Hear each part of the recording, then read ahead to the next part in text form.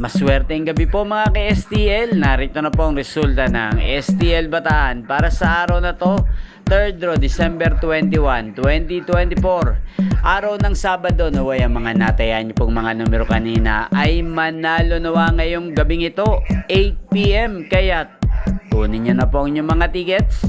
Narito na po ang resulta.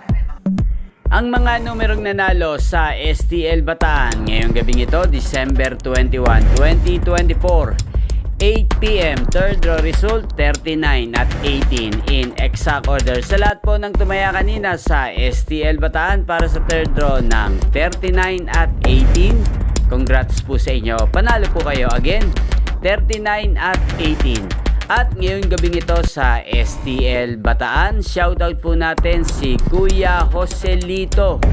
Kuya Joselito ng Bataan, shoutout po sa iyo. Naway nasa mabuti ka pong kalagayan. At sa lahat po ng mga taga Bataan dyan, shoutout po sa inyo. Inyo pong napanood ang resulta ng STL Bataan sa channel na to, Roderick Hernandez TV.